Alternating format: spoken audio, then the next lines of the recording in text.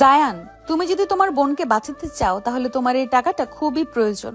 তুমি কি এখন আমাকে বিয়ে করবে নাকি তোমার বোনকে মৃত্যুর মুখে ঠেলে দিবে? প্লিজ ম্যাডাম, আমাকে আপনি 25 লক্ষ টাকা ধার দেন।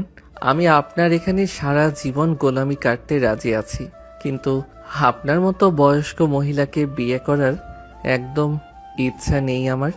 আপনি যদি বলেন আপনার বাড়িতে সকল কাজ করে দেওয়ার জন্য, তাহলে আমি আপনার বাড়িতে সকল কাজ করে দিব।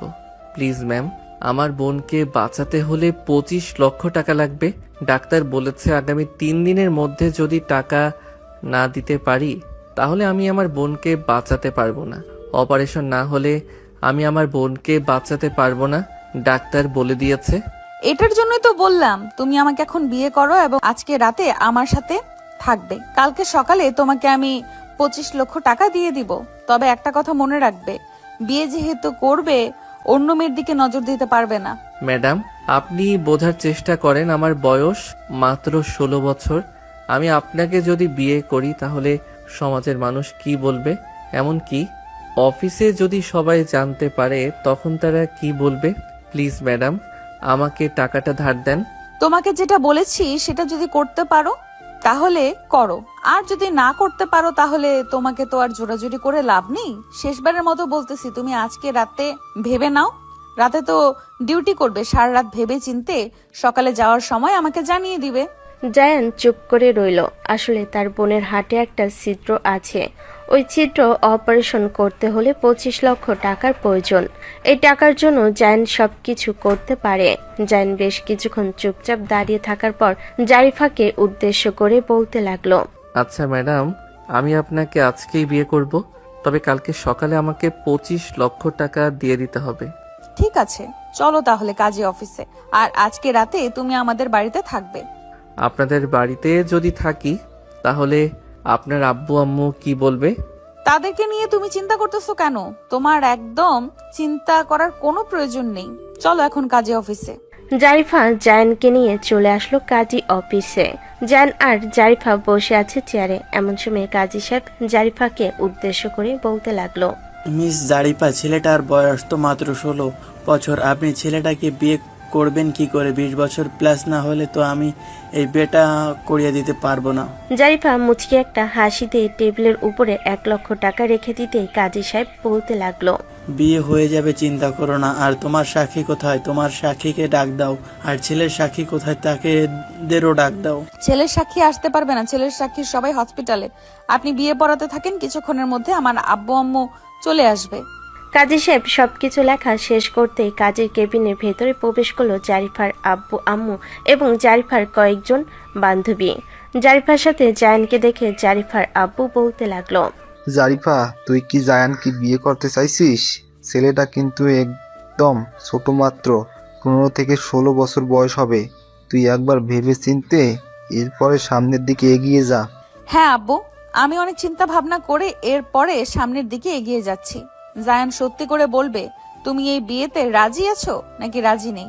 জায়ান চোখ দুইটা বন্ধ করতে তার বোনের ফুটফুটে মুখটা ভেসে উঠল। দীর্ঘ এক নিঃশ্বাস নিয়ে জায়ান জারিফাকে উদ্দেশ্য করে বলতে লাগলো, হ্যাঁ, আমি আপনাকে বিয়ে করতে রাজি আছি, আর আমি আপনার মেয়েকে বিয়ে করতে রাজি আছি। তাহলে সব কিছু ঠিকঠাক আছে। কাজী সাহেব, বিয়ে পড়ান। কাজে জায়ান আর জারিফার বিয়েটা পড়িয়ে দিল। বিয়ে পড়ানো শেষ হতে জারিফা জায়ানকে নিয়ে চলে আসলো তাদের বাসায়। জারিফার সকল কাজিন এবং বান্ধবীরা বসে আছে জারিফার রুমে। এদিকে জায়ান তাদের সবার মাঝখানে বসে আছে। এমন সময় জারিফার বান্ধবী লাইলা বলতে লাগলো, দুলা ভাই, আমার বান্ধবীর বয়স কিন্তু অনেক, সব ভেবে চিন্তে বিয়ে করছেন তো নাকি টাকার লোভে বিয়ে করছেন? আপনাদের মতো ছেলেদের তো আবার টাকার লোভ। কথাটা শেষ করে লাইলা হেসে দিল। এদিকে জায়ান মাথাটা নিচু করে চোখটা বন্ধ করে দীর্ঘ একটা নিঃশ্বাস নিয়ে লাইলাকে উদ্দেশ্য করে বলতে লাগলো, আপনার যদি মনে হয় আমি আপনার বান্ধবীর এই সব টাকা দেখে বিয়ে করেছি তাহলে ধরে নেন আমি এটাই করেছি। সো এখন আপনাদের আড্ডা দেওয়া যদি শেষ হয়ে থাকে তাহলে আমাকে একটু একা থাকতে দেন। আমি একটু একা থাকতে চাই। জায়ানের কথা শুনে সবাই চলে গেল নিচে। এদিকে জায়ান দরজাটা হালকা চাপিয়ে দিয়ে শার্টের 2-3টা বোতাম খুলে ফ্যানের হাওয়া খেতে লাগলো আর মনে মনে বলতে লাগলো, সব সময় সব পরিস্থিতিতে মানিয়ে নিতে হয়। যাই হোক, ওরা যেহেতু বলেই দিয়েছে টাকার লোভে বিয়ে করেছি আমি, তাহলে এটাই মনে করি আমি। জান মনে মনে এসব কথাবার্তা বলতেছে, এমন সময় রুমের ভিতর প্রবেশ করলো জারিফা। জানের বুকের দিকে তাকিয়ে দেখে হালকা হালকা পশম উঠতেছে। এটা দেখে জারিফা আস্তে আস্তে করে চলে আসলো জানের কাছে। জানের বুকে হাত রাখতে জান চোখ খুলে তাড়াতাড়ি করে কিছুটা দূরে সরে গেল আর বলতে লাগলো, আপনি ঘরের ভিতরে এসেছেন, একবার ডাক দিবেন না আমাকে? আর আপনি এটা কি করতে চাচ্ছিলেন? আমার বুকে হাত দিচ্ছিলেন কেন? তোমার ওই ছোট্ট ছোট্ট পশম এবং বুক আমার খুব ভালো লেগেছে, তাই আমি তোমার বুকে হাত দিতে চেয়েছিলাম, কিন্তু তুমি তো সরে গেলে, আর এখন তো আমার অধিকার আছে, তাই আমি হাত দিতেই পারি। হ্যাঁ, অধিকার তো আছে। জান আরো কিছু বলতে যাবে এমন সময় তার পকেটে থাকা ফোনটা বেজে উঠল। পকেট থেকে ফোনটা বের করে হাতে নিতেই দেখতে পেল তার আম্মু কল দিয়েছে। কলটা রিসিভ করতেই ওপাশ থেকে তার আম্মু বলতে লাগলো, জান বাবা, তুই কোথায় আছিস? হাসপাতালে একটু আসতে পারবি? তোর বোন তোকে দেখতে চাইতেছে। 25 লক্ষ টাকা তো আর জোগাড় করতে পারবো না আমরা। তোর বোন তোর কাছে থাকতে চাইতেছে। আম্মু, 25 লক্ষ টাকা জোগাড় হয়ে গেছে, কালকে সকালে আমি নিয়ে আসবো। আর এখন তো সন্ধ্যা হয়ে এসেছে, আমি অফিসে এখনো কাজ করতেছি, আজকে সারা রাত কাজ করতে হবে। কালকে সকাল 10টার মধ্যে আমি 25 লক্ষ টাকা নিয়ে হাসপাতালে হাজির হব। তুমি ডাক্তারকে বলে দিও সব কিছু রেডি করতে। তুই এত টাকা কোথায় থেকে জোগাড় করলি? যেখানে আমরা আমাদের বাড়ি ঘর বিক্রি করেও 25 লক্ষ টাকা জোগাড় করতে পারি নাই, সেখানে তুই ছোট্ট মানুষে 25 লক্ষ টাকা কিভাবে জোগাড় করলি? এত কিছু জানার দরকার নেই তোমাদের, এখন ফোন রাখলাম, কাজ করতেছি, কালকে সকালে আমি হাসপাতালে আসবো। এই বলে জান কলটা কেটে দিয়ে সামনের দিকে তাকাতে দেখতে পেল জারিফা শাড়ি পরে দাঁড়িয়ে আছে। কালো একটা শাড়ি পরেছে, সাথে ম্যাচিং করা সবকিছু। জান জারিফার দিকে হাঁ করে তাকিয়ে আছে। এটা দেখে জারিফা জানকে উদ্দেশ্য করে বলতে লাগলো, কি ব্যাপার জায়ান, এভাবে তাকিয়ে কি দেখতেছো? কি আর দেখবো, আপনাকে দেখতেছি। আপনার বয়স বেশি হলেও আপনাকে কালো শাড়িতে অনেক সুন্দর লাগতেছে, সাথে ম্যাচিং করা সবকিছু বেশ ভালোই মানিয়েছে। তবে কপালে যদি কালো একটা টিপ থাকতো তাহলে আরো বেশি সুন্দর দেখাতো। জারিফা আয়নার দিকে ভালোভাবে তাকিয়ে দেখে, সত্যি যদি কপালে একটা কালো টিপ থাকতো তাহলে আরো বেশি সুন্দর দেখাতো। জারিফা ডয়ের ভিতর থেকে একটা কালো টিপ নিয়ে পরে নিল কপালে। বেশ কিছুক্ষণ এইভাবে যাওয়ার পর জারিফা জায়নের সামনে দাঁড়িয়ে বলতে লাগলো, এখন সবকিছু ঠিকঠাক আছে তো? আর কোনো কিছু কোথাও দিতে হবে নাকি? না, আর কোনো কিছুর প্রয়োজন নেই, এতেই চলবে। এ বলে জায়ন খাট থেকে উঠে চলে আসলো জারিফার কাছে। জায়ন তার ডান হাতটা জারিফার পেটে বুলাতে লাগলো। এইদিকে জারিফা চোখ বন্ধ করে জায়নের স্পর্শ অনুভব করতেছে। জায়ন সেই জারিফার ঠোঁটে কিস করতে যাবে, এমন সময় হঠাৎ করে জারিফা জায়নকে ধাক্কা দিয়ে বিছানায় ফেলে দিয়ে নিজে কিছুটা স্বাভাবিক হয়ে বলতে লাগলো, খুব বেশি কাছে চলে এসেছিলে। যাই হোক, কি খাবে বলো, তোমার জন্য কি নিয়ে আসবো? শত হলেও তুমি আমার পিচ্চি জামাই। জায়ন জারিফাকে কোনো উত্তর দিতেছে না। এটা দেখে জারিফা আস্তে আস্তে চলে আসলো জায়নের কাছে। জায়নের গালে টিপ দিয়ে ধরে বলতে লাগলো, এই যে মিস্টার জায়ান, কি খাবেন সেটা বলেন। অনেকক্ষণ হয়েছে এখানে বসে আছেন, আপনার জন্য কি নিয়ে আসবো? কিছুই আনার প্রয়োজন নেই, আপনি এখানে থাকেন। আপনার ওই গোলাপি ঠোঁট জোড়া আমাকে খুব কাছে টানতেছে, একটু দিবেন কি ওই গোলাপি ঠোঁট জোড়ার স্বাদ নিতে? এখন এসব কোনো কিছুই হবে না, চুপচাপ এখানে বসে থাকো, আমি এখন নিচে গেলাম। এই বলে জারিফা চলে গেল নিচে। এইদিকে জায়ন বিছানায় শুয়ে আছে। রাতে খাওয়া দাওয়া শেষ করে জায়ন চলে আসলো রুমে, চুপচাপ এক জায়গায় বসে আছে। বেশ কিছুক্ষণ পর জারিফার রুমের ভিতরে এসে দরজাটা লাগিয়ে দিয়ে ডয়ের ভিতর থেকে সাদা একটা নাইট ড্রেস বের করে পরে চলে আসলো জায়নের কাছে। জায়নের একপাশে শুয়ে আছে জারিফা। এদিকে জায়ন জারিফার দিকে হাঁ করে তাকিয়ে আছে। জায়নের এরকম ভাবে তাকিয়ে থাকা দেখে জারিফা বলতে লাগলো, এভাবে তাকিয়ে আছেন কেন? কিছু করতে ইচ্ছে করতেছে নাকি? এইরকম ভাবে যদি কোনো মেয়ে কাছে আসে তাহলে কার কিছু করতে মন চাইবে না বলেন? আমি আপনার ওই ঠোঁটের স্বাদ গ্রহণ করতে চাই, দিবেন কি আপনার ওই ঠোঁটের স্বাদ গ্রহণ করতে?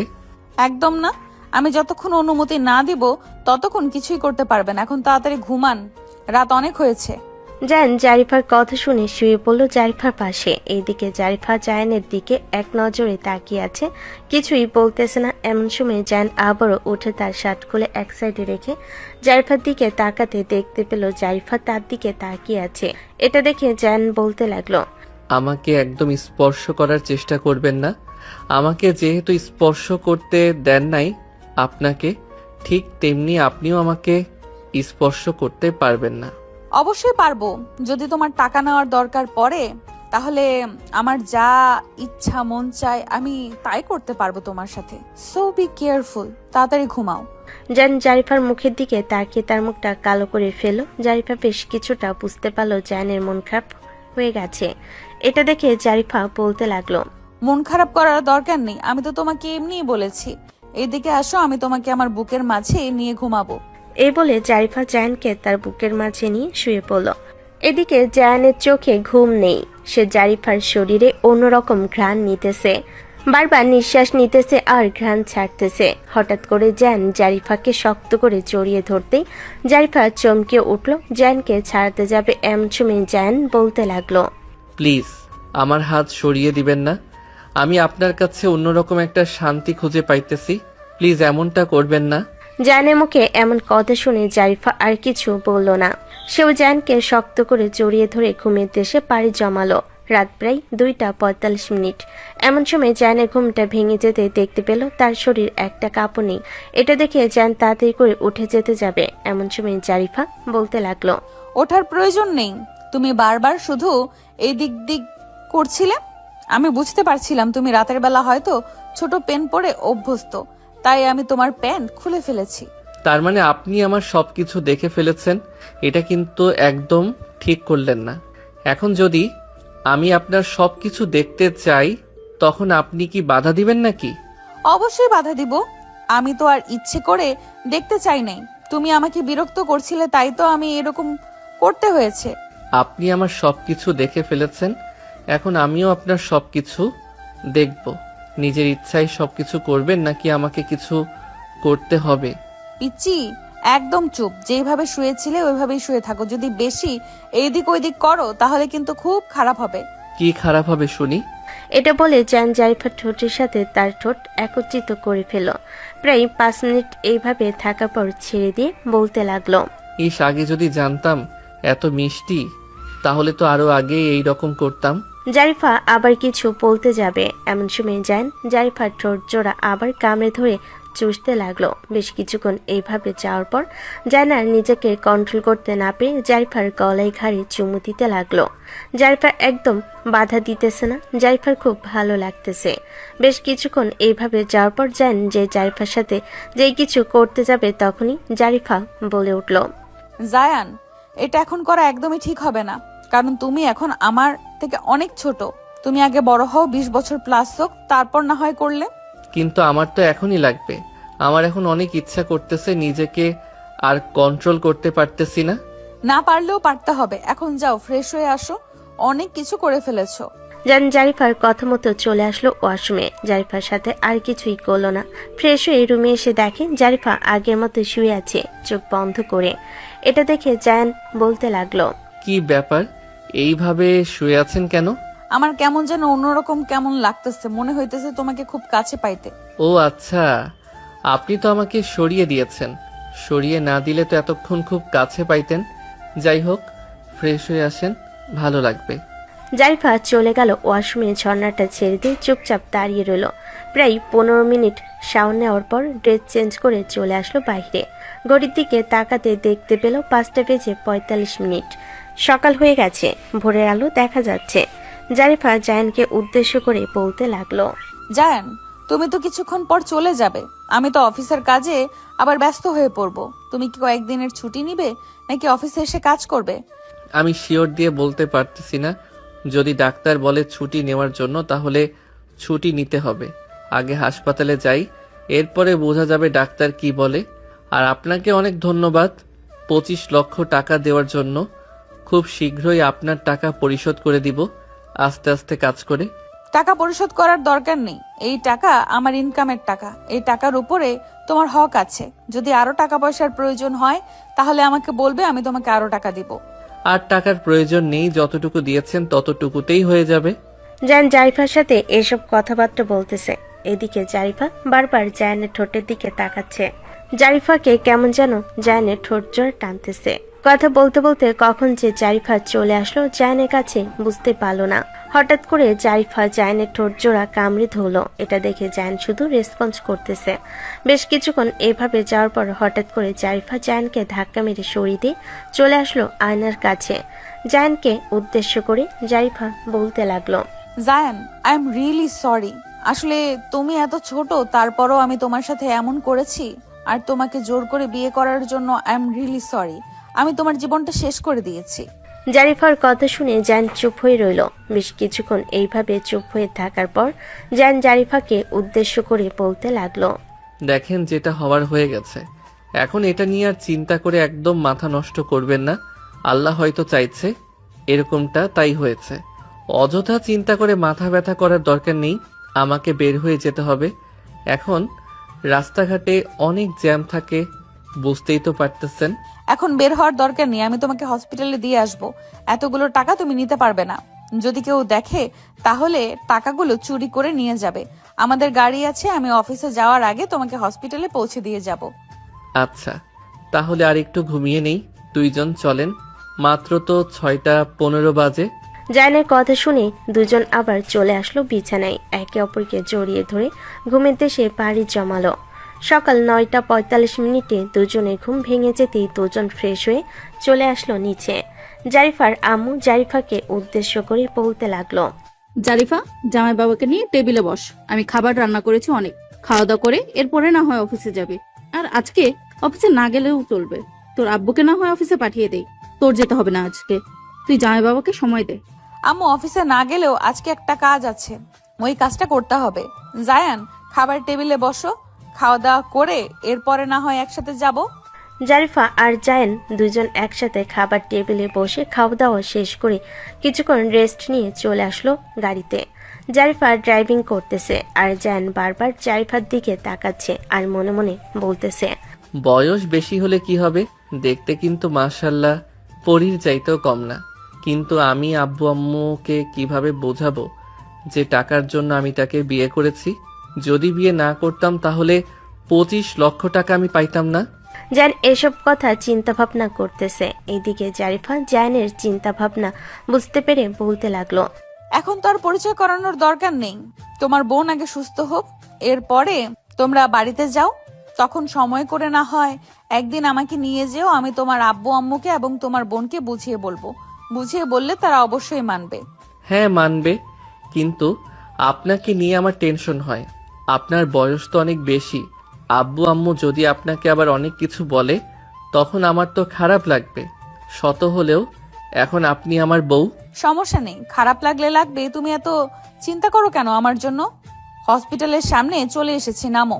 জায়ান গাড়ি থেকে নেমে সামনের দিকে 2 পা এগিয়ে যেতে যাবে, এমন সময় পিছন ঘুরে জারিফাকে উদ্দেশ্য করে বলতে লাগলো, দেখা করে যান একবার আমার ছোট বোনটার সাথে।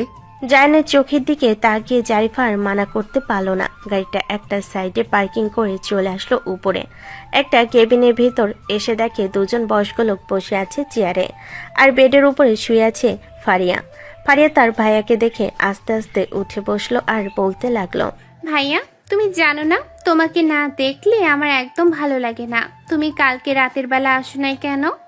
তোমাকে না বললাম, যাই হয়ে যাক না কেন প্রত্যেকদিন রাতের বেলা আমার সাথে এসে দেখা করবে। কালকে সারা রাত কাজ করেছি তো, তাই আর কি আসতে পারি নাই। আম্মু আব্বু, এই নাও 25 লক্ষ টাকা। যত টাকা জমা দেওয়ার দরকার জমা দিয়ে আসো, আর বাকি টাকাগুলো তোমাদের কাছে রেখে দাও, প্রয়োজনে খরচ করবে। আচ্ছা, তুই তোর বোনের সাথে কথা বল, আমি আর তোর আব্বু মিলে টাকাটা জমা দিয়ে আসতেছি।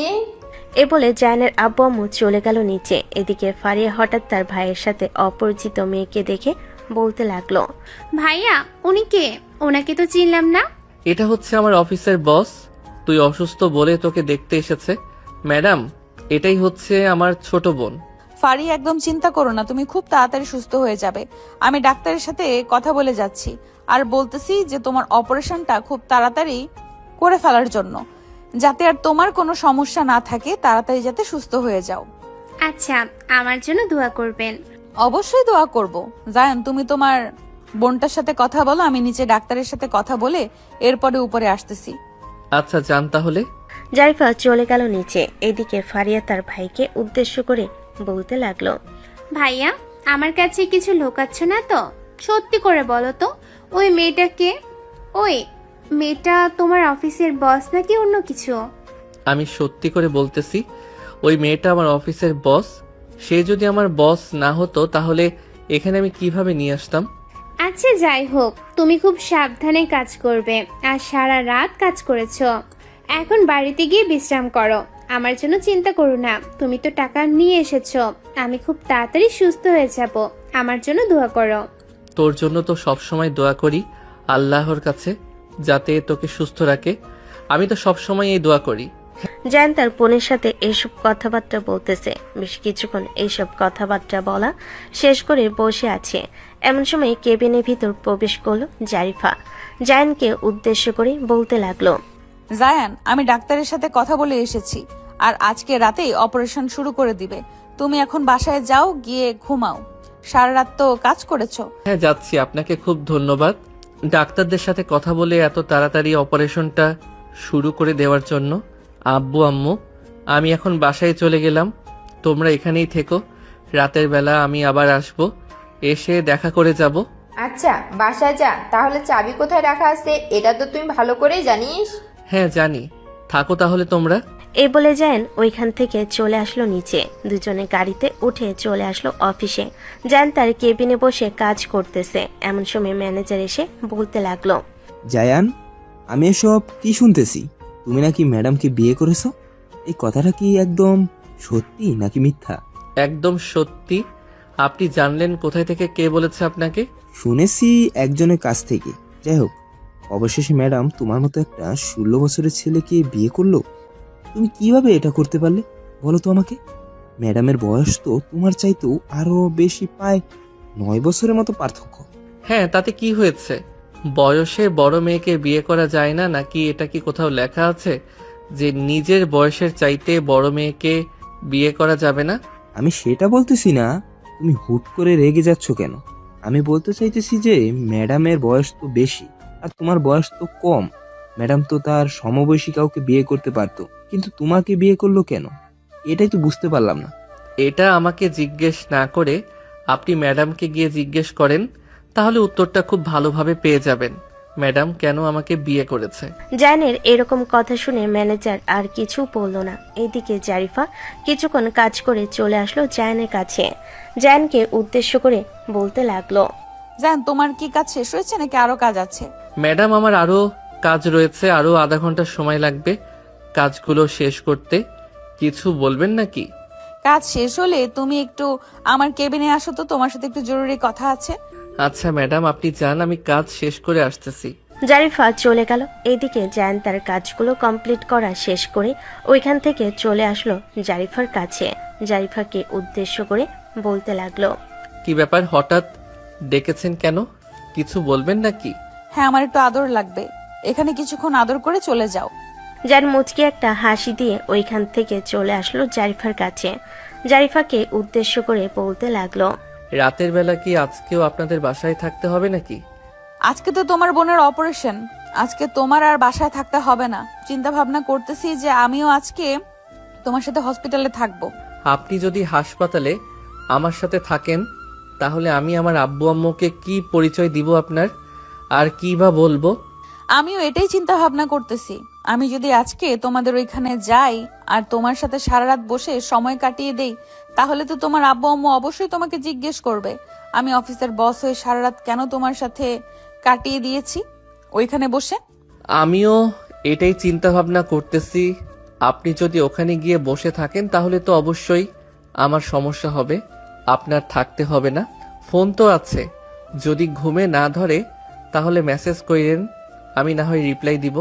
এই বলে জায়ান জারিফার ঠোঁটের সাথে ঠোঁট লাগিয়ে চুমা দিতে লাগলো। বেশ কিছুক্ষণ এইভাবে যাওয়ার পর হঠাৎ করে কেবিনের ভিতরে ম্যানেজার প্রবেশ করতে দুজন দুজনকে ছেড়ে দিয়ে দাঁড়িয়ে পড়ল।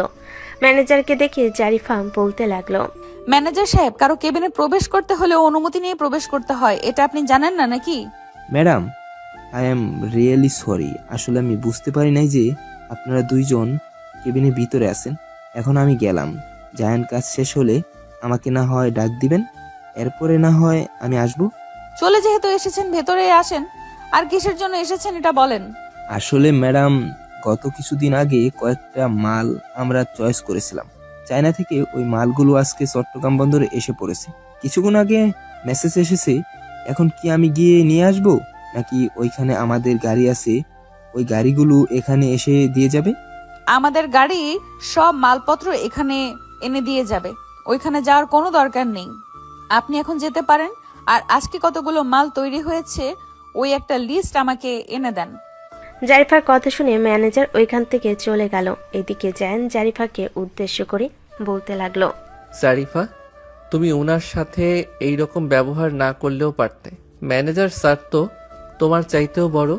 বড় হয়েছে তো কি হয়েছে, রোমান্টিক মুহূর্তে এরকম ভাবে এন্ট্রি নিবে এটা কখনোই মেনে নিব না। মুডটাই নষ্ট হয়ে গেছে। জারিফা এসব কথাবার্তা বলতেছে। জারিফার কথা শেষ হতে জায়ান চট করে জারিফার ঠোঁট জোড়া কামড়ে ধরল। জারিফা জায়ানকে টান মেরে তার কোলে বসিয়ে লিপ কিস করতে লাগলো পাগলের মতো। কয়েক মিনিট এইভাবে যাওয়ার পর জায়ান জারিফাকে ছেড়ে দিয়ে বলতে লাগলো, অনেক হয়ে গেছে, আর একটু করলে পরে আবার সমস্যা হয়ে যাবে। তখন আবার আমি নিজেকে কন্ট্রোল করতে পারবো না। আমি তো বলি নাই তুমি আমাকে কন্ট্রোল করো। তোমার যা ইচ্ছা তাই করতে থাকো। তোমার এরকম স্পর্শ আমার খুব ভালো লাগতেছে জায়ান। আমি তোমার কাছ থেকে এরকম স্পর্শ চাই। কিন্তু আপনি তো নিজেই বলেন আমি এখনো অনেক ছোট, তাহলে আমি কিভাবে আপনাকে এই রকম আরো গভীরভাবে স্পর্শ করব? হ্যাঁ, তুমি এখনো ছোট, এটার জন্যই তো তোমার সাথে এতটা গভীরে যাই না। কিন্তু আমার যে তোমাকে খুব কাছে পেতে ইচ্ছে করে, আমি তোমাকে খুব কাছে পেতে চাই। জারিফা এসব কথাবার্তা বলতেছে এমন সময় কেবিনের ভিতর প্রবেশ করলো একজন কর্মচারী। হুট করে প্রবেশ করাতে তাদের দিকে তাকাতেই অবাক হয়ে গেল। যেন জারিফার কোলে বসে আছে। এটা দেখে তাড়াতাড়ি করে মাথা নিচু করে ফেললো কর্মচারীটা। কর্মচারীকে দেখে জ্যান তাড়াতাড়ি করে নেমে গেল আর ওইখান থেকে চলে আসলো। এদিকে জারিফা বলতে লাগলো, কি ব্যাপার, এখানে এসেছেন কেন? কিছু বলবেন নাকি? হুট করে কারো কেবিনে প্রবেশ করা যায় না, এটা কি আপনারা জানেন না নাকি? সরি ম্যাডাম, আপনারা এইভাবে আছেন আমি যদি আগে জানতাম তাহলে কখনোই আসতাম না। কিন্তু জায়ান আপনার কোলে বসেছিল কেন? সে তো এই অফিসের একজন সাধারণ কর্মচারী। আপনি তো তার সাথে এরকমটা কিভাবে করলেন? যেটা আপনি বোঝেন না সেটা আর বোঝার দরকার নেই। আপনি যেই কাজের জন্য এসেছেন সেটা বলেন। আপনার মুখ থেকে এত কথা জানতে চাই নাই। আসলে ম্যাডাম 6 নম্বর মেশিনটা নষ্ট হয়ে গেছে। ম্যানেজারকে বলেছিলাম, ম্যানেজার বলেছে যে আপনাকে এসে বলার জন্য। উনি নাকি মালপত্র গুনাগুনি করতেছে, তাই আর কি আমি চলে এসেছি আপনাকে বলার জন্য। আমাকে বলার কি আছে? ভেতরে তো ইলেকট্রিক্যাল মেকানিক ওরা সবাই আছে, ওদেরকে গিয়ে বলেন, ওরা ঠিক করে দেবে। আমি কি ঠিকঠাক করব নাকি? সরি ম্যাডাম, তাদেরকেও বলেছিলাম, তারা অনেক চেষ্টা করেছে। তারা বলেছে যে এই মেশিন একেবারে ড্যামেজ হয়ে গেছে, আর চলবে না। ও আচ্ছা, তাহলে আমি একটা মেশিন আনার ব্যবস্থা করতেছি, আপনি এখন যান। আর এইখানে কি ঘটেছে এটা যাতে অন্য কেউ না জানে। যেটা আপনি দেখেছেন সেটা আপনার মধ্যেই রাখবেন। আর যদি আমি শুনতে পারি এই অফিসের অন্য কেউ জেনেছে, তাহলে আপনাকে চাকরি থেকে বরখাস্ত করে দেব। কর্মচারী আর কিছু না বলে মাথা নিচু করে ওইখান থেকে চলে আসলো। ম্যানেজার কর্মচারীকে দেখে বলতে লাগলো, কি হয়েছে ম্যাডামের? রুম থেকে দেখলাম মাথা নিচু করে বের হয়েছেন। মেশিন তো নষ্ট হয়ে গেছে। ম্যাডাম কি বলেছে কিছু ব্যবস্থা করবে নাকি? ম্যাডাম বলেছে যে আর একটা মেশিন আনার ব্যবস্থা করবে আজকে, তাই আমি চলে এসেছি। ও আচ্ছা, তাহলে তো ভালোই হবে, নতুন মেশিন পাবেন। এখন তাহলে আপনি বাসায় চলে যান। যখন মেশিন আসবে তখন আপনাকে ফোন দিয়ে বলবো আসার জন্য। কর্মচারী চলে গেল বাসায়। এইদিকে জ্যান চুপচাপ বসে আছে। বেশ কিছুক্ষণ বসে থাকার পর ওইখান থেকে উঠে যেই চলে আসতে যাবে এমন সময় পিছন থেকে ম্যানেজার বলতে লাগলো, জায়ান, তোমার নামে যা জেনেছি এটা কি একদম সত্যি, নাকি তুমি ম্যাডামকে সত্যি বিয়ে করেছো, নাকি এসব মিথ্যা কথা? এই সব কিছুই সত্য। আমি ম্যাডামকে বিয়ে করেছি, কিন্তু আপনাদের এত জ্বলতেছে কেন? আপনারা কেন বারবার জিজ্ঞাসা করতেছেন? জিজ্ঞেস তো করবো অবশ্যই। তুমি হুট করে ম্যাডামকে বিয়ে করে ফেললে আর বিয়েটা হয়ে যাবে, এটা কিভাবে সম্ভব? ম্যাডামের আব্বু আম্মু জানে নাকি যে তোমরা বিয়ে করেছো? ম্যানেজার কথা শেষ হতে পিছন থেকে জারিফা বলতে লাগলো, স্বয়ং আমার আব্বু আম্মু আমাদের বিয়ে দিয়েছে, এমনকি আমরা আমাদের বাসায় রাতে থেকেছি। আর কিছু জানতে চাচ্ছেন নাকি? পিছন থেকে জারিফার কণ্ঠ শুনে ম্যানেজার কিছুটা ভয় পেয়ে ওইখান থেকে চলে গেল। আসলে কয়েকদিন ধরে জারিফার ব্যবহারটা খুবই খারাপ যাচ্ছে। এইদিকে জারিফা জায়ানকে উদ্দেশ্য করে বলতে লাগলো, জায়ান চলো, তোমাকে নিয়ে একটা জায়গায় ঘুরতে যাব। এমনিতেই তোমার মন মানসিকতা ভালো নেই তোমার বোনের জন্য, চলো ঘুরোঘুরি করি, তাহলে তোমার মন ভালো লাগবে। জায়ান আর কিছু না বলে জারিফার সাথে ওইখান থেকে চলে আসলো নিচে। দুজন গাড়িতে উঠে বসে আছে। জারিফা এক হাতে ড্রাইভ করতেছে, আরেক হাত জায়ানের হাতের সাথে ধরে রেখেছে। এমন সময় জায়ান বলতে লাগলো, আপনি এখন থেকে সবার সাথে ভালো ব্যবহার করবেন, এই রকম খারাপ ব্যবহার করবেন না। এই রকম খারাপ ব্যবহার আমার একদম পছন্দ না। যদি ভালো ব্যবহার না করতে পারেন তাহলে কারোর সাথে কথা বলবেন না, অন্তত কারোর সাথে তো আর খারাপ ব্যবহার করতে পারবেন না। আমি তো খারাপ ব্যবহার করতে চাই না, কিন্তু তারাই সব কাজের মধ্যে এসে বাধা দেয়। 2 বার বাধা দিয়েছে। আমি তো বেশ ভালোই ভাবেই ছিলাম তোমার সাথে। ওইটা অফিস, তারা যেতেই পারে যে কোনো সময় আপনার কেবিনে, তাই বলে আপনি এইভাবে ব্যবহার করবেন? দেখে ফেলেছে তো দেখে ফেলেছে, আর সবাই তো জানবে যে আমাদের বিয়ে হয়েছে। হ্যাঁ, সবাই জানবে, কিন্তু আমি চাই না যে আমার কারণে তোমার অসম্মান হোক। আমি তো তোমাকে জোর করে বিয়ে করেছি, সো অসম্মান তোমাকে করবে, আমাকে না। জোর করে বিয়ে করেন নাই, আমি তো টাকার কারণে আপনাকে বিয়ে করেছি। তবে বিয়ে যেহেতু হয়ে গেছে, দুজনকে একসাথে থাকতেই হবে, আলাদা হওয়া যাবে না। এটা তো অবশ্যই থাকতে হবে, সারা জীবনই সাথে থাকবো। আমার কথা মতো চলবে তুমি। আমি তো সব সময় আপনার কথা মতোই, যদি জাস্ট এতটুকুই আবদার করলাম, আর কারো সাথে এরকম খারাপ ব্যবহার করবেন না। জায়ান এসব কথাবার্তা বলতেছে। বেশ কিছুক্ষণ এসব কথাবার্তা বলা শেষ করে দুজন চলে আসলো একটা পার্কে। ঘোরাঘুরি করা শেষ হতে জায়ান বলতে লাগলো, সন্ধ্যা তো হয়ে এসেছে, আমি এখন হাসপাতালে চলে যাই। আপনিও একবার অফিসে গিয়ে ম্যানেজারের সাথে কথা বলে এরপরে না হয় বাসায় চলে যান। ফোন দিয়ে কথা বলে নিব। এখন তোমাকে হসপিটালে পৌঁছে দিয়ে ওইখান দিয়ে আমি বাসায় চলে যাব। তবে তোমার বোনকে একবার দেখে যাব। এই বলে জারিফা গাড়িটা ঘুরিয়ে হাসপাতালের দিকে রওনা দিল।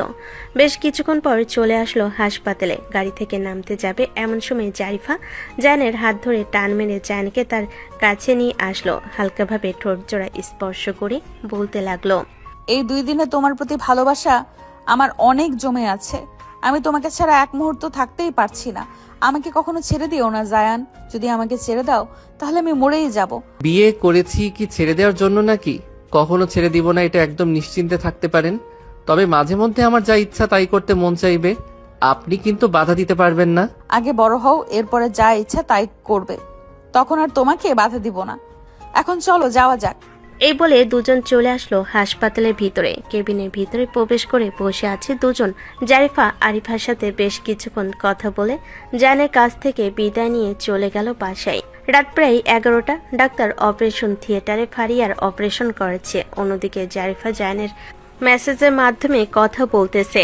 বেশ কিছুক্ষণ কথা বলা শেষ করে জারিফা ঘুমেতে এসে বাড়ি জমালো। অন্যদিকে জায়ানের আম্মু জায়ানকে উদ্দেশ্য করে বলতে লাগলো, জায়ান, সত্যি করে বলতো, ওই মেয়েটাকে? সকালবেলা ও তোর সাথে এসেছে, আবার এখনো এসেছে, ফারিয়ার সাথে কথা বলে এরপরে চলে গেছে। ওনার ব্যাপারে না হয় তোমাকে সবকিছু পরে খুলে বলবো, এখন কিছুই বলতে পারবো না। আচ্ছা, তোর যখন সময় হবে তখন তুই না হয় সবকিছু খুলে বলিস, কিন্তু আমার কেমন যেন সন্দেহ হচ্ছে। যদি এটা সত্যি হয় তাহলে কিন্তু। হ্যাঁ আম্মু, তুমি যেটা সন্দেহ করতেছো এটাই। আসলে আমি যদি তাকে বিয়ে না করতাম তাহলে 25 লক্ষ টাকা কখনোই পাইতাম না। আমি 25 লক্ষ টাকার জন্য বিয়ে করেছি, কিন্তু উনি খুবই ভালো, আমার অফিসের বস। টাকার জন্য তুই তোর জীবনটা নষ্ট করে ফেলেছিস, এটা একদম ঠিক করিস নাই জায়ান। আমার জীবন নষ্ট হয় নাই, আর ওনার বয়স তেমন বেশি না, মাত্র 25 বছর। এটা তেমন বড় কিছু না। ওনাকে নিয়ে তোমাদের কোনো চিন্তা করতে হবে না, ওনার ব্যাপার আমি দেখে নিব। কয়েকটা দিন ওনার সাথে থাকলেই বুঝতে পারবে উনি কেমন। আচ্ছা, বিয়ে যেহেতু করে ফেলেছিস তাহলে কয়েকদিন পর একেবারেই না হয় বাড়িতে তুলিস। এখন তো বুঝতেই পারছিস পরিস্থিতি কেমন, আর ওনার কাছ থেকে টাকা নিয়েছিস, এই টাকা তো ফেরত দিতে হবে। উনি বলে দিয়েছে এই টাকা ফেরত দিতে হবে না, তারপরেও আমি যতটুকু টাকা ইনকাম করি ওইখান থেকে অল্প অল্প কিছু করে রেখে একসময় তার 25 লক্ষ টাকা পূর্ণ করে দিব। হ্যাঁ, এটাই করতে হবে, কারণ তোর আব্বুও তো এখন অসুস্থ হয়ে গেছে। না হলে তো দুজনে ইনকাম করে টাকাটা পরিশোধ করে দিতে পারতি। আর তুই বিয়ে না করে টাকাটা যদি ধার নিতি তাহলে তো হয়তো উনি টাকাটা দিত। আম্মু, আমি অনেকবার বলেছিলাম আমাকে টাকাটা ধার দেওয়ার জন্য, কিন্তু উনি টাকাটা ধার দিবে না বলে দিয়েছে। তাই আর আমি উপায় না পেয়ে উনাকে বিয়ে করতে রাজি হয়ে গেছি। তবে আম্মু, উনি যেমন আছে আমার কাছে একদম পারফেক্ট মনে হয়েছে। শুধু বয়সটা বেশি বলে তোমরা অন্যরকম মনে করতেছো। একবার ভালোভাবে তার দিকে তাকিয়ে দেখো, দেখবে যে 17-18 বছরের মেয়ের মতো লাগবে তাকে। আচ্ছা, যাই হোক, যেটা হয়ে গেছে সেটা তো হয়ে গেছে, এটা নিয়ে আর চিন্তা করার একদম দরকার নেই। জায়ানের আম্মু এইসব কথাবার্তা বলতেছে। বেশ কিছুক্ষণ পর ডাক্তার অপারেশন থিয়েটারের ভিতর থেকে বের হতেই জায়ান ডাক্তারকে উদ্দেশ্য করে বলতে লাগলো, ডাক্তার, আমার বোনের অবস্থা এখন কেমন? সে সুস্থ হয়ে যাবে তো? হ্যাঁ, তোমার বোন সুস্থ হয়ে যাবে। অপারেশন সাকসেসফুল হয়েছে। আমি কিছু ওষুধ লিখে দিচ্ছি, এগুলো নিয়মিত খাওয়াবেন। আর হসপিটালে 2 থেকে 3 দিন রাখতে হবে। এই 2-3 দিন রাখলে আমি এই 2-3 দিন চেক আপ করে দেখবো। যদি ভালো হয় তাহলে তো রিলিজ করে দেব, আর যদি ভালো না হয় তাহলে আরো কয়েকদিন রাখতে হবে। আচ্ছা, হাসপাতালে না হয় 3 দিন থাকবে। আপনি একটু ভালোভাবে দেখেন এই 2-3 দিন। ডাক্তার আরো কিছুক্ষণ কথাবার্তা বলে ওইখান থেকে চলে গেল। এদিকে জায়ান বসে আছে। বেশ কিছুক্ষণ বসে থাকার পর বলতে লাগলো, আম্মু, তুমি ঘুমাতে চলে যাও। আমি সকাল পর্যন্ত এখানে আছি, সকালে অফিসে চলে যাব। ততক্ষণ তুমি ঘুমিয়ে নাও। আর ফারিয়াকে মনে হয় আরো পরে থেকে বের করবে। বের করুক, ফারিয়াকে রেখে এরপরে আমি ঘুমাতে যাব? তোর আব্বু তো এখন ঘুমাচ্ছে, উনি ঘুমাক, ফারিয়াকে বের করে আনুক, এরপরে আমি ঘুমাবো। তুমিও গিয়ে ঘুমিয়ে পড়।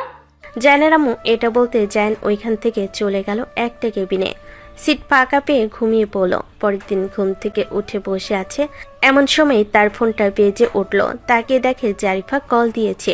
কলটা রিসিভ করতে ওপাশ থেকে জারিফা বলতে লাগলো, জায়ান, তুমি এখন কোথায় আছো?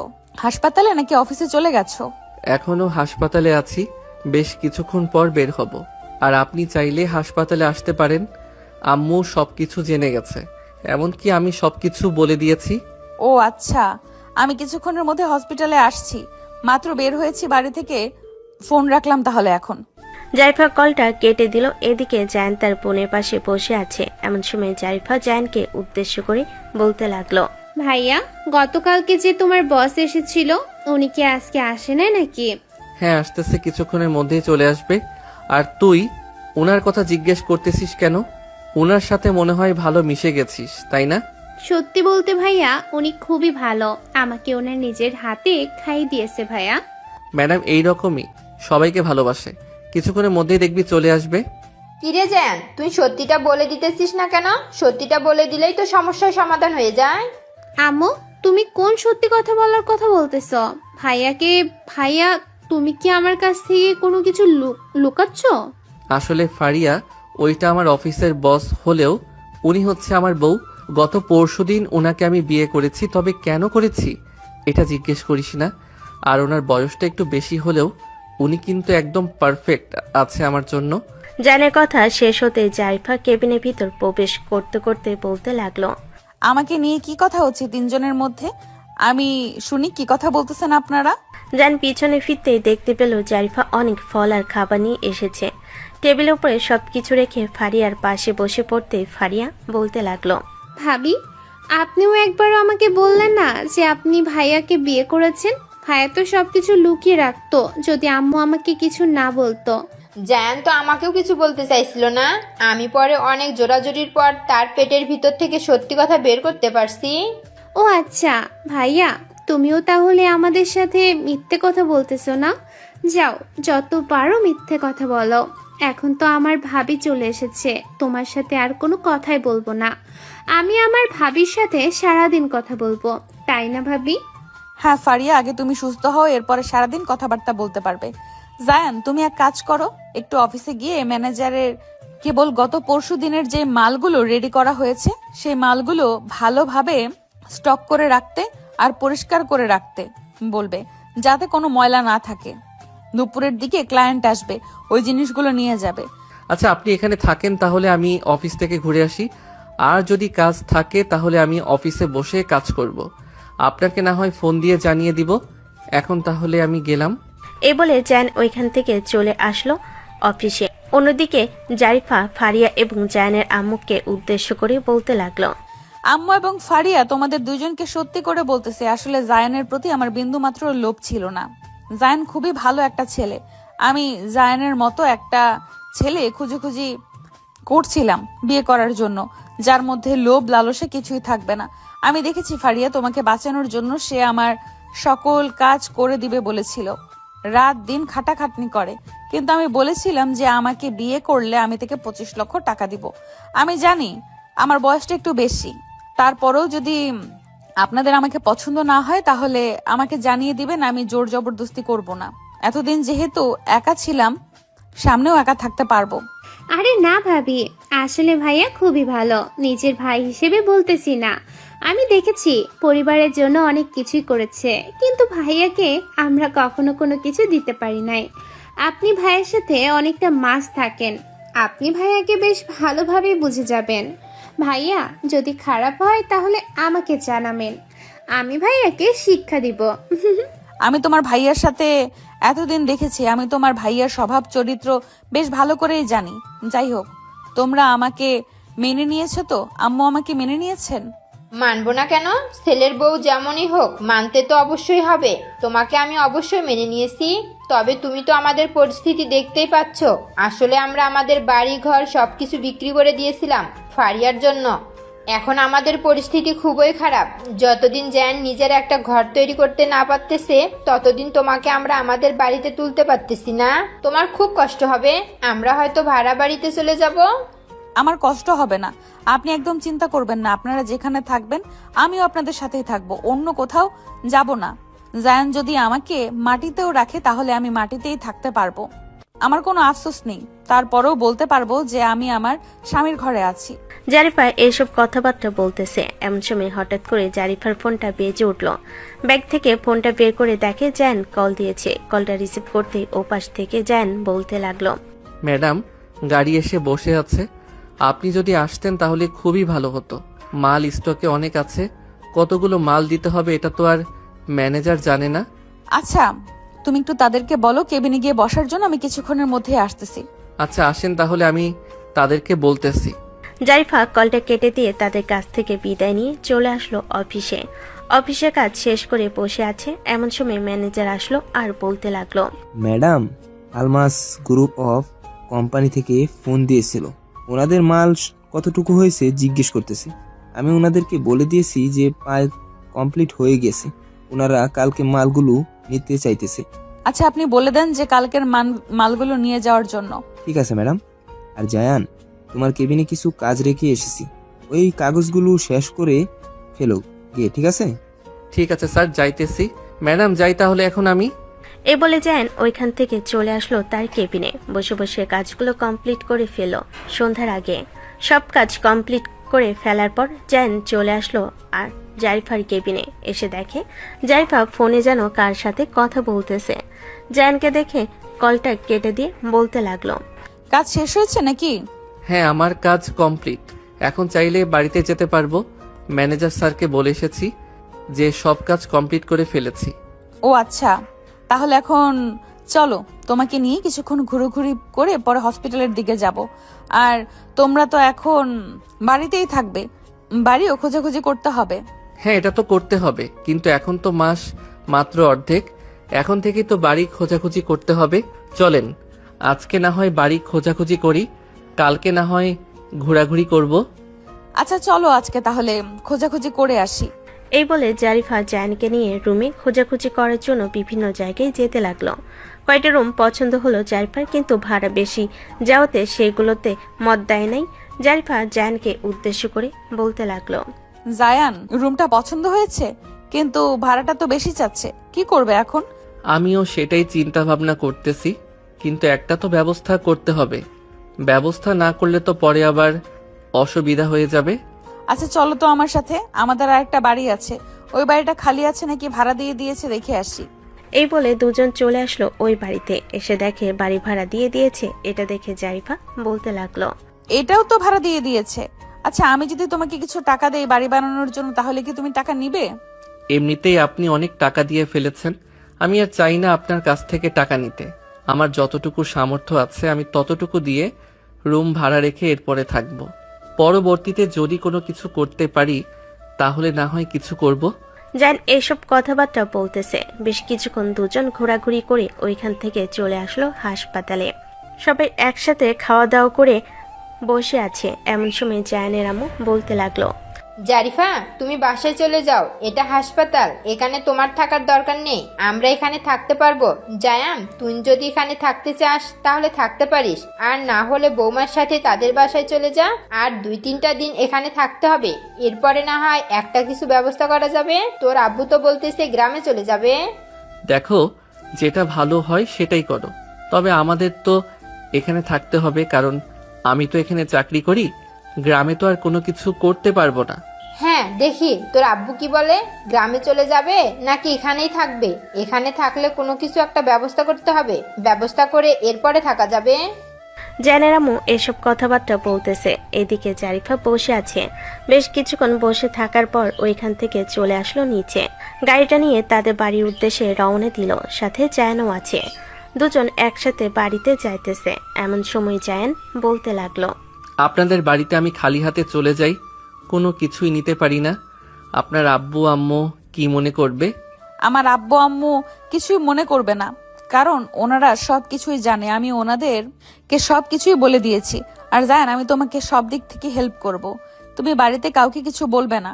আমি তোমাকে নতুন একটা বিজনেস করার জন্য সব ব্যবস্থা করে দিব। তুমি ওই বিজনেস সামলাবে, সাথে আমাদের অফিসেও কাজ করবে। আচ্ছা, যে কোনো একটা কিছু করা যাবে, আগে ফারিয়ার সুস্থ হোক, এরপরে না হয় কিছু একটা করব। এ বলে দুজন চলে আসলো বাড়িতে।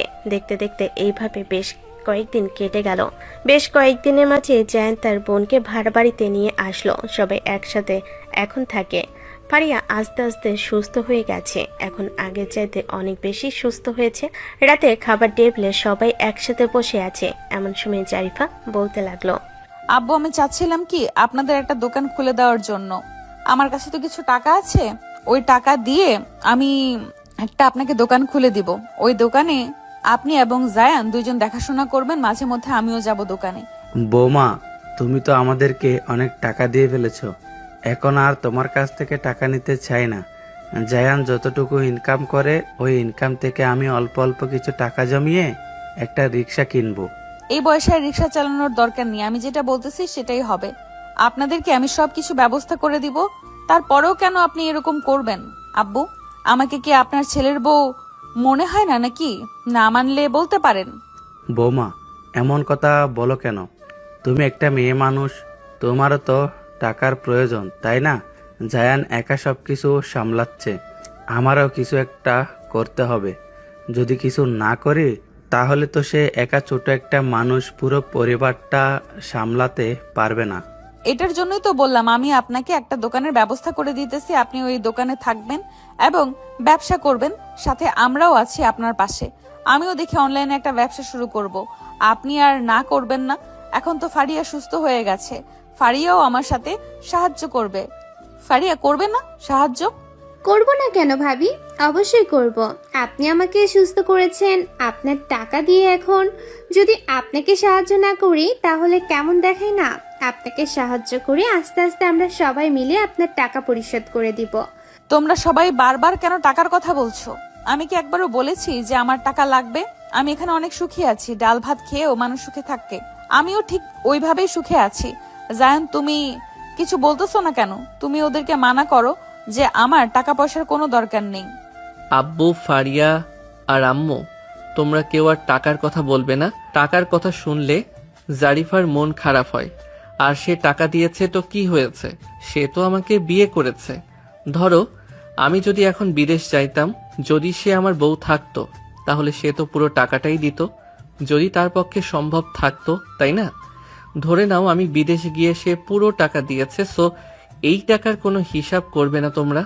আচ্ছা বৌমা, আজকের পর থেকে আর টাকার কথা বলবো না। এখন খাওয়া দাওয়া শেষ করো, সবাই একসাথে খাওয়া দাওয়া শেষ করে কিছুক্ষণ টিভি দেখে চলে আসলো রুমে। জায়ান আর জারিফা বিছানায় শুয়ে আছে। এমন সময় জারিফা জায়ানকে উদ্দেশ্য করে বলতে লাগলো, জায়েন, এই দেখো, আমি এই জিনিসগুলো চায়না থেকে নিয়ে এসে এরপরে বাংলাদেশে বিক্রি করতে চাই। এই জিনিসগুলো খুব ভাইরাল, এমনকি সবাই নিতেছে। আমি যদি এই জিনিসপত্র নিয়ে আসি এবং আব্বুকে যদি এই জুতোর দোকান বা পোশাকের দোকান খুলে দেই, তাহলে আব্বু খুব ভালো দামে বিক্রি করতে পারবে। এই দেখো, প্রত্যেকটা জুতোর দাম $2। এই $2 বাংলাদেশি টাকায় হচ্ছে 250 থেকে 280 টাকা। আবার ভালো মানের জুতো আরেকটু দাম বেশি, যেগুলো জুতো খুব ভালো হবে এবং টেকসই হবে, ওই জুতোগুলো আমি আনবো, যাতে কোনো কাস্টমার ব্যাড রিভিউ না পায়। আচ্ছা, তাহলে তুমি এই দিকটা সামলাও, আমি ওই দিকটা সামলে নিচ্ছি। আরেকটা আবদার করব, আবদারটা রাখবে? হ্যাঁ বলো, কি আবদার? আমি তোমার সকল আবদার রাখবো। আমি বাবা হতে চাই। আশা করি বাকিটা তুমি বুঝতেই পারছো। হ্যাঁ, আমি বুঝতে পারছি, কিন্তু আগে পরিস্থিতি ঠিক করি, এরপরে না হয় তোমার ওই স্বপ্ন আমি পূরণ করে দেব, প্রমিস করতেছি। তুমি তো ঘরবাড়ির পরিস্থিতি দেখতে পাচ্ছ, আমাদের চলতে খুব কষ্ট হচ্ছে। আমার কাছে টাকা আছে, তুমি তো বলেছো এই টাকা খরচ না করার জন্য, তাই আমি খরচ করতেছি না, কষ্ট করে চলতেছি আমরা। আর কয়েকটা মাস অপেক্ষা করো, আমি তো তোমার কাছেই আছি, আমি কোথাও চলে যাচ্ছি না। আচ্ছা, তুমি যেহেতু বলতেছো, তাহলে আমি আর কয়েকটা মাস অপেক্ষা করি। তবে আমাদের পরিস্থিতি যদি আবারও স্বাভাবিক হয়, তাহলে যে কোনো সময় যদি করতে চাই, তাহলে করতে দিবে তো? হ্যাঁ, আমি প্রমিস করতেছি, আমাদের বিজনেস এবং আব্বুর দোকান যদি ভালোভাবে সচল করে 6টা মাস, তাহলে আমি প্রমিস করতেছি 6 মাসের মাথায় আমি আমার সবকিছু তোমাকে দিয়ে দিব।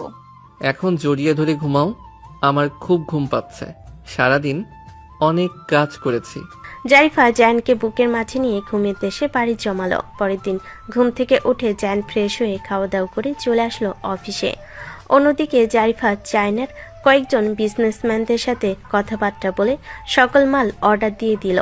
জারিফার কাছে যেই টাকা ছিল প্রায় 15 লক্ষ টাকার মাল অর্ডার দিয়ে দিল। 10 থেকে 12 দিনের মধ্যে পৌঁছে যাবে চট্টগ্রামে। ওইখান থেকে পরে মাল ডেলিভারি করা হবে।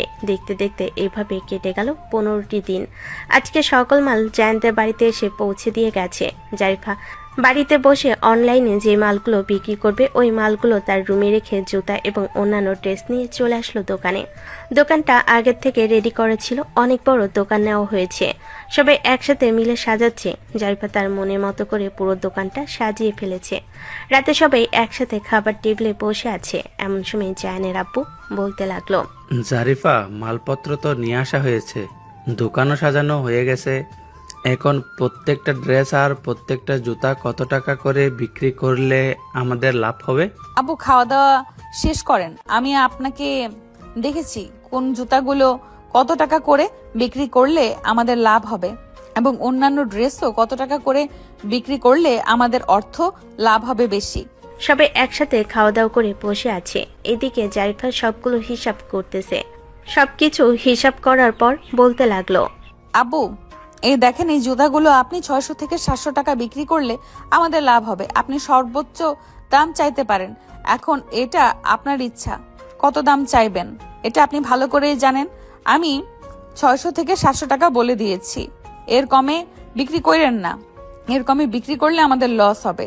আচ্ছা জারিফা মা, তুমি চিন্তা করো না, আমি যথাযথ চেষ্টা করব 6 থেকে 700 টাকা করে বিক্রি করার জন্য।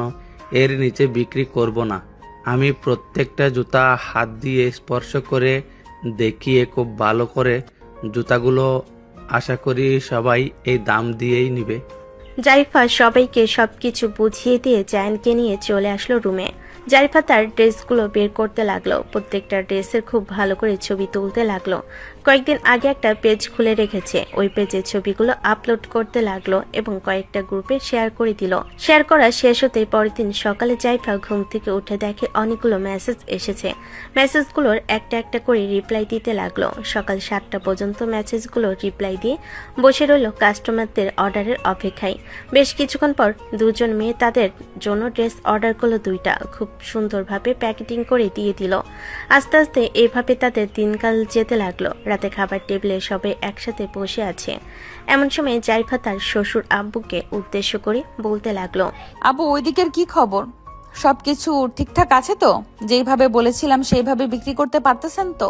হ্যাঁ, সেভাবে বিক্রি করতে পারতেছি। তবে আরেকটা ঘটনা ঘটেছে, আমি 800 করে বলাতে সবাই 800 করে নিচ্ছে। জুতাগুলো ভালো হওয়ার কারণে সবাই নিতেছে। তাহলে তো বেশ ভালোই হয়েছে। 800 থেকে 700 600 এরকম দাম পেলে আমাদের খুব ভালো হবে। ফারিয়া, তোমারও এখন একটা কাজ করতে হবে। আস্তে আস্তে আমার পেজের রেসপন্স বাড়াতে আজকে প্রায় 10 জনকে ডেলিভারি দিয়েছি। কালকে ডেলিভারি ম্যান দিয়ে আসবে। তাদের রিভিউ পেলে পরে পেজে এই রিভিউগুলো পোস্ট করে দিব। আশা করি আস্তে আস্তে আমাদের বিজনেসটাও দাঁড়িয়ে যাবে। হ্যাঁ ভাবি, আমি আপনাকে সাহায্য করতে একদম প্রস্তুত আছি। ফারিয়া এসব কথাবার্তা বলতেছে। বেশ কিছুক্ষণ এসব কথাবার্তা বলা শেষ করে বসে আছে সবার সাথে। আরো কিছুক্ষণ গল্প করে চলে আসলো রুমে। বিছানায় শুয়ে আছে। এদিকে জায়ান চোখ দুইটা বন্ধ করে জারিফার পাশে ঘুমিয়ে আছে। এমন সময় জারিফা জায়ানকে তার বুকের সাথে আগলে নিয়ে বলতে লাগলো, এই যে মহারাজ, ঘুমিয়ে গেছেন নাকি? অনেক কাজ করেছেন এই কয়েকদিন, 2-3 দিন রেস্ট করেন। এইভাবে কাজ করলে হবে নাকি? জায়ান জারিফার দিকে মুখ ঘুরিয়ে বলতে লাগলো, রেস্ট তো অবশ্যই করব, আর কয়েকটা দিন পর রেস্ট করব। অফিসে আরও কিছু কাজ বাকি আছে, ওই কাজগুলো শেষ করতে হবে। নতুন নতুন মালের অর্ডার আসতেছে তো, তাই আর কি অফিসে চাপ আছে। আমি তো তোমাকে বলি নাই এত কাজ করার জন্য। তুমি শুধু দেখাশোনা করবে, বাকি সবকিছু কর্মীরা করবে। আপনাকে বিয়ে করেছি বলে কি ওই অফিসের বস হয়ে যেতে হবে আমার? আমি কর্মচারী ছিলাম, আমি কর্মচারী থাকব। আগে যেই রকম ভাবে কাজ করতাম সেই রকম ভাবে এখনো কাজ করব। জায়ান জারিফার বুকে মুখ গুজে কথাগুলো বলতে লাগলো। জারিফার শরীর থেকে অন্যরকম একটা ঘ্রাণ আসে। ওই ঘ্রাণটা জায়ান মন ভরে উপভোগ করে। দেখতে দেখতে এভাবে কেটে গেল 3টি মাস। এই 3 মাসের মধ্যে তাদের বিজনেস খুব ভালো চলেছে, অনেক টাকা লাভ হয়েছে। জারিফা চায়না থেকে আরো মাল অর্ডার দিয়ে দিল। আস্তে আস্তে মালগুলো আসতে লাগলো এবং বিক্রি হতে লাগলো। এদিকে জায়ান এখন অফিসে কাজ করার পাশাপাশি দোকানও মাঝে মাঝে গিয়ে বসে। রাতে জায়ান বসে আছে। এমন সময় জায়ানের আম্মু বলতে লাগলো, জায়ান, তুই এক কাজ কর, অফিসের কাজ ছেড়ে দে। এখন তো তোর আব্বুর দোকানে প্রায় সময় ভিড় লেগে থাকে। তুই তোর আব্বুর সাথে সময় দে। আশা করি বিজনেসটা খুবই ভালো হবে। এই সব কিছুই হয়েছে জারিফার কারণে। জারিফা আমাদের এই সংসারে এসে আমাদের পুরো ভাগ্যটাই পরিবর্তন করে দিয়েছে। আমি দোয়া করি তোদের জীবনটা যাতে সুখে শান্তিতে কাটে। আম্মু, আমি এই সংসারে আসার পর আপনারা সবাই পরিশ্রম করেছেন, আমাকে সাহায্য করেছেন, আমার পাশে থেকে আমাকে সাপোর্ট করেছেন। এটার জন্য আমরা সবাই এত দূর আসতে পেরেছি, না হলে কখনোই এত দূর আসতে পারতাম না। বিশেষ করে জায়ান, এত ছোট্ট একটা ছেলে। আমি ভেবেছিলাম তাকে বিয়ে করে তার জীবনটা নষ্ট করে দিয়েছি, কিন্তু জায়ানকে বিয়ে করে মনে হচ্ছে আমি আমার জীবনে সবচেয়ে আনন্দ পেয়েছি। এবং জায়ান আমাকে যতটুকু সুখ দেয়, ওই সুখ আমি কখনোই ভুলবো না। বৌমা, তুমি আমার ছেলেটাকে দেখে রাখো। তোমার উপরে সবকিছুর দায়ভার দিয়ে গেলাম। পরিবারটা শক্ত করে ধরে রাখো তুমি। হ্যাঁ আম্মু, অবশ্যই ধরে রাখবো। আপনি কোনো চিন্তা করবেন না। জায়ান, কাল থেকে তোমার অফিসে যেতে হবে না। এখন থেকে আমাদেরকে সময় দিবে, আমাদের বিজনেসের কাজে সময় দিবে। ওই দিকটা আব্বু বুঝে নিবে। আচ্ছা, যেহেতু বলতেছো এখানে সময় দেওয়ার জন্য, আমি এখানে সময় দিব। চলো এখন রুমে যাওয়া যাক। এই বলে দুজন চলে আসলো রুমে। দুজন পাশাপাশি শুয়ে আছে। জায়ান জারিফাকে জড়িয়ে ধরে আছে। এমন সময় জায়ান বলতে লাগলো, আপনি আমাকে একটা প্রমিস করেছিলেন, ওই প্রমিসটা আশা করি আপনার মনে আছে। আমাকে কি অনুমতি দিবেন না? এখন তো সবকিছুই হয়েছে, শুধু বাড়িটা হয় নাই, ওইটাও আস্তে আস্তে হয়ে যাবে। হ্যাঁ, অনুমতি দিব, তবে আজকে না, কালকে। আমারও একটু নিজেকে তৈরি করতে হবে। কালকে রাত শুধু তোমার জন্য হবে। ঠিক আছে, কালকে না হয় বেবি আনার মিশনে নেমে পড়বো। হ্যাঁ, এখন ঘুমাও তাহলে। এই বলে জারিফা জায়ানকে নিয়ে ঘুমিয়ে এসে পাড়ি জমালো। পরের দিন সকালে জায়ান ঘুম থেকে উঠে ফ্রেশ হয়ে খাওয়া দাওয়া করে তার আব্বুর সাথে চলে আসলো দোকানে। সকাল থেকে দুপুর বেশ ভালোই কাস্টমার এসেছে। জায়ান তার আব্বুকে উদ্দেশ্য করে বলতে লাগলো, আব্বু, তুমি বাড়িতে যাও, গিয়ে খাওয়া দাওয়া করে কিছুক্ষণ রেস্ট নিয়ে এরপরে আসো। তুমি আসলে এরপরে আমি না হয় যাব। ঠিক আছে, গেলাম তাহলে আমি। এখন তুই ভালোভাবে থাকিস। এই বলে জায়ানের আব্বু চলে আসলো বাড়িতে। ফ্রেশ হয়ে খাওয়া দাওয়া করে রেস্ট নিয়ে চলে আসলো দোকানে। বিকেলের দিকে জায়ান বাড়িতে আসতেই রুমের ভিতরে প্রবেশ করে দেখে জারিফা আয়নার দিকে তাকিয়ে মিটমিট করে হাসতেছে। জারিফাকে এভাবে মিটমিট করে হাসতে দেখে জায়ান আস্তে করে পিছন থেকে জড়িয়ে ধরে বলতে লাগলো, কি হয়েছে, এইভাবে মিটমিট করে হাসতেছেন কেন? আজকে রাতে কি হবে ওইটা নিয়ে চিন্তা করতেছেন নাকি? হ্যাঁ, ওই বিষয় নিয়ে চিন্তা করছিলাম। আমার এই পিচ্চি বরটা আমার সাথে আজকে রাতে কি করবে কি করবে না এইসব নিয়েই চিন্তা করতেছি। যাও এখন গিয়ে ফ্রেশ হয়ে আসো, আমি তোমার জন্য খাবার নিয়ে আসতেছি। এ বলে জারিফা চলে আসলো নিচে। অন্যদিকে জায়ান চলে আসলো তার ওয়াশরুমে। ফ্রেশ হয়ে বাইরে এসে বসে আছে। বেশ কিছুক্ষণ পর জারিফা খাবার নিয়ে আসতেই দুজন খাওয়া দাওয়া শেষ করে ফেল। সন্ধ্যার দিকে জায়ান আবারও চলে আসলো দোকানে। এসে দেখে তার আব্বু বসে আছে। রাত 9টা অবধি তারা আব্বুর সাথে সময় দিয়ে দুজন চলে আসলো বাড়িতে। রাতে খাওয়া দাওয়া শেষ করে কিছুক্ষণ গল্প করে জায়ান আর জারিফা চলে আসলো রুমের ভিতরে। জায়ান বিছানায় বসে আছে। এদিকে জারিফা তার ড্রেস চেঞ্জ করে জায়ানের সামনে গিয়ে দাঁড়াতে জায়ান হাঁ করে তাকিয়ে রইল জারিফার দিকে। 1-2 মিনিট এইভাবে তাকিয়ে থেকে বিছানা থেকে উঠে চলে আসলো জারিফার কাছে। জারিফার ঠোঁটের সাথে ঠোঁট লাগিয়ে 5 মিনিট এভাবে কিস করার পর জায়ান জারিফাকে কোলে করে চলে আসলো বিছানায়। জায়ান জারিফাকে বিছানায় শুয়ে দিয়ে আস্তে আস্তে জারিফা পুরো শরীরে কিস করতে লাগলো। বেশ কিছুক্ষণ কিস করার পর জারিফা বলতে লাগলো, অনেক তো হয়েছে, এবার শুরু করো। আর কত কিস করবে? এই তো এখন শুরু করব। চিৎকার করবে না কিন্তু। ব্যথা দিও না, তাহলে চিৎকার করব। এখন তাহলে শুরু করো। জান জারিফার সাথে পূর্ণিমার রাত উপভোগ করতে লাগলো। মানে আপনারা তো বুঝতে পারছেন তারা কি করতেছে। বাকিটা আপনাদেরকে বললাম না। তাদের দুজনের জন্য আপনারা সবাই বেশি বেশি দোয়া করবেন, যাতে তারা সারা জীবন এইভাবে সুখে শান্তিতে কাটাতে পারে, আর তাদের মাঝে যেন সুন্দর একটা বেবি আসে। আজকের গল্পটা তাহলে এখানেই সমাপ্ত করলাম। আশা করি গল্পটা আপনাদের কাছে খুব ভালো লাগবে। সবাই ভালো থাকবেন, সুস্থ থাকবেন। ধন্যবাদ।